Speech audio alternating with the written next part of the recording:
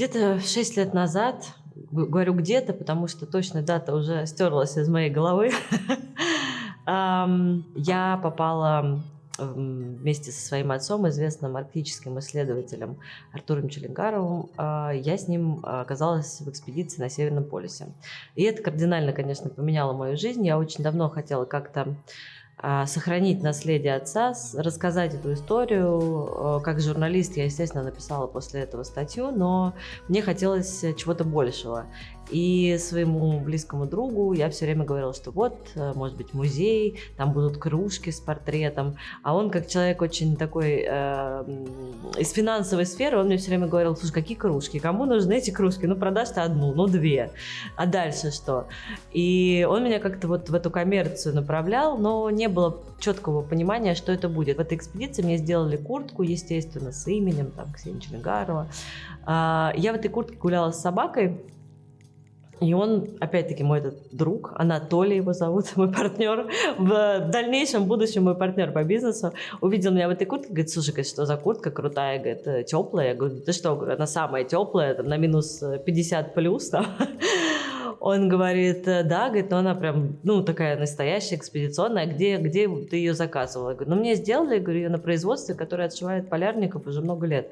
Он говорит: слушай, говорит, а мне такую можно? Я говорю: я не знаю. И мы поехали на это производство, стали погружаться, и было принято решение делать такой бренд, рассказывать миру про то, что мы классно умеем делать верхнюю одежду, чтобы у нас был национальный бренд верхней одежды, и он был бы не только локальным, но и мировым, естественно. Я все время спрашиваю: почему такая дорогая цена? Я говорю: ну, понимаете, говорю, цена же складывается не то, что я вот утром проснулась и решила: а давайте-ка я вот за куртки буду брать, не знаю, там, 100 тысяч рублей. Вот мне почему-то так хочется. Нет, цена складывается. Это так же, как большие бренды. Если почитать их истории, вы поймете, что в это входит и маркетинг, и реклама, и обслуживание офиса, и, собственно, само производство, которое не такое дешевое, потому что есть проблемы с финансированием у производства. В нашей стране есть кредиты, которые достаточно сложно получить, и деньги стоят дорого. То есть, ну, как бы это складывается из многих параметров, и в результате это вот такая цена. Давайте начнем как бы с такого глобального еще сказать. Помимо мелких каких-то проблем, там, сайты и так далее, проблема финансирования. В нашей стране очень дорогие деньги. Это как бы ни для кого не секрет. То есть, когда я своему приятелю итальянцу, там он меня спросил, там, ну, что-то про бизнес, я говорю: да вот кредит. Он говорит: а какой процент? Я говорю: 18 по дружбе. Он так посмеялся, он говорит: в смысле по дружбе 18? Он говорит: ты знаешь, говорит, что в нашей стране это незаконно. Он говорит: больше 4, говорит, незаконно. Я говорю: ну вот, понятно, когда у тебя кредит 4%, это намного упрощает финансирование, потому что для любого бизнеса нужен обязательно, ну, как бы, нужна кредитная линия, нужен там денежный поток на производство, на зарплаты, то есть на все это, естественно, когда ты, а тем более наш бизнес, он такой, мы полгода продаем, и полгода собираем там, условно, заказы и производим. А на производстве еще бывает такое, это удивительная история. Мы говорим: почему задержка, почему задержка? Вы знаете, говорит, у нас вот тут вот швеи пьют. И как бы ты думаешь, что? То есть, как бы, вот все, что угодно. То есть, ну, с финансированием окей, как бы ты разобрался, там, пошел, взял кредит, как-то там пытаешься там его выплачивать, а тут швеи пьют. И ты как бы думаешь, что с этим делать? Непонятно. Ну, как-то вот на производстве потом решают этот вопрос, слава богу. Очень важно найти своих людей, то есть своих в каком смысле? Людей, с которыми у вас контакт. Мы поменяли одно производство, мы не смогли работать дальше, потому что мы понимали, что вот, ну, там есть и элемент обмана, и какой-то элемент того, что люди, ну, не совсем качественно выполняют свою работу. И вот сейчас мы работаем с одним производством, которым мы очень довольны. И, кстати, качество этого производства оценили даже, например, японцы. А японцы вообще очень придирчивы ко всему, что попадает к ним на рынок. Еще одна основная проблема. Очень многие в нашей стране контрагенты, я имею в виду, это магазины, не хотят выкупать вещи. Не хотят работать по системе выкупа. Они предлагают реализацию, но это очень невыгодно часто, потому что когда у тебя есть склад, условно вот я произвела 5000 курток, вот у меня есть склад, я с него могу давать на реализацию. То есть я беру себе на сайт, я даю на реализацию, но когда у тебя нет склада, то есть чтобы у тебя был склад, тебе опять-таки нужны деньги на производство, для этого тебе опять-таки нужно финансирование. То есть это как замкнутый круг. У тебя нет склада, ты производишь ровно под заказы. И когда эти заказы тебе не оплачиваются, ты не можешь оплатить производство. Опять-таки мы возвращаемся к этой цепочке. И это, наверное, самая большая проблема, которая существует для бизнеса.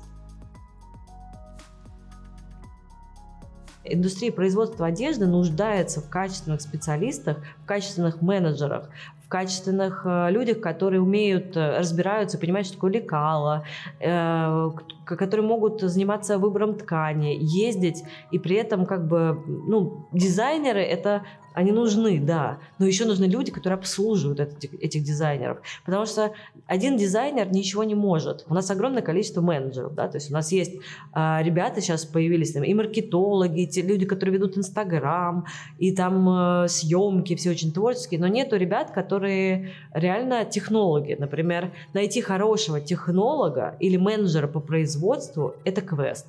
Это как найти иголку в стоге сена, потому что эти профессии как-то были забыты, заброшены. То есть люди хотят быть дизайнерами, но не хотят быть людьми, которые выполняют техническую работу, которые условно делают технические эскизы, звонят на производство, менеджерят производство, едут на производство, проверяют, как идет отшив партии. Это большая работа. Да, она может быть не супер творческая, она скорее более такая скрупулезная и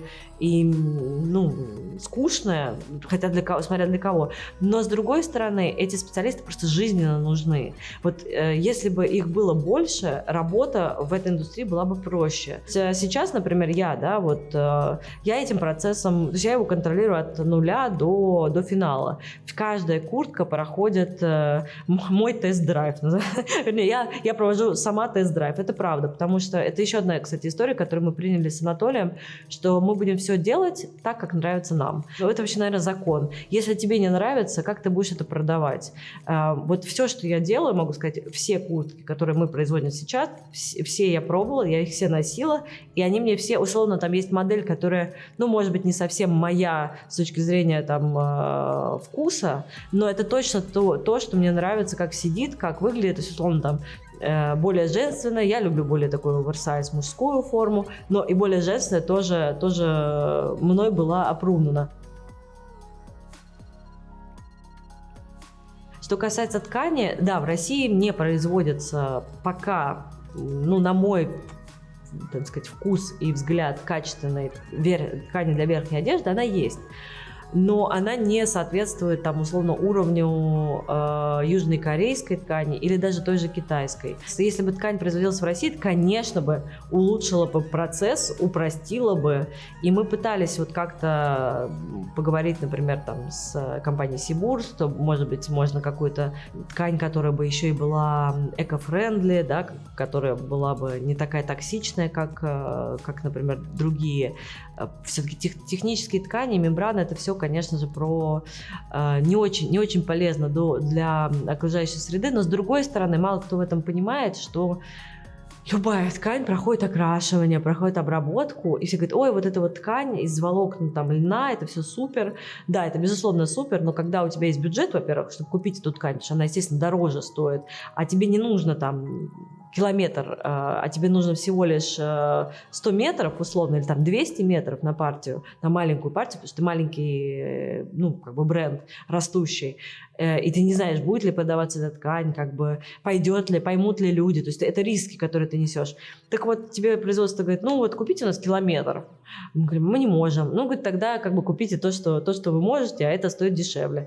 Ты говоришь: да, наверное, приходится соглашаться внутренне со своей совестью, как-то договариваться, потому что мне Мне, например, очень хочется сделать что-то полезное, но потом вот я, кстати, изучала этот вопрос, потом ты понимаешь, что даже полезная эта ткань изо льна, там, из водорослей или пластика, она все равно проводит обработку токсичными материалами, которые все равно попадают там. То есть это какой-то замкнутый круг, пока я не очень поняла, как его решить. Но я в процессе. Выходили мы достаточно сложно, потому что, у меня не было каких-то таких плотных контактов. Я знала только мир моды. Были в Париже, познакомились, как всегда, сарафанное радио всегда работает лучше всего. Познакомили нас с Рикардо Грасси, собственно, мы попали в его шоурум. Там уже был Андрей Артемов с ВОЗ. И, как-то мы начали с ними сотрудничать, они начали нас чему-то обучать, каким-то тоже таким, как надо делать лайн-шиты, что вообще это такое, потому что мы такие, лайн-шит, боже, еще что-то гуглить придется. То есть вот была какая-то такая работа, и благодаря тоже Рикардо мы попали на Питиомо. Скажу так, это был очень полезный опыт. И, наверное, я бы еще раз поучаствовала. Не могу сказать, что это полезный опыт с точки зрения, там посыпались продажи. Но с точки зрения узнаваемости бренда, с точки зрения общения с конкурентами, вообще общения с людьми, которые из такой же, в принципе, индустрии занимаются плюс-минус схожими продуктами, товарами из разных точек стран, такой, знаете, обмен мнениями, очень, очень важный. И важно было пообщаться с прессой, важно было пообщаться с байерами. Они не сразу делают заказы. Кто-то, кстати, делает. У нас было несколько заказов локальных из Европы. Изначально мы очень хотели онлайн, да, мы как-то сразу поверили в онлайн-торговлю, что нам дало большое преимущество в пандемию, просто это нас спасло. Тот факт, что когда мы начинали 6 лет назад, мы уже думали про онлайн, но, понимаете, представляете, вот какой путь длинный для того, чтобы создать сайт. 6 лет назад мы задумались об этом.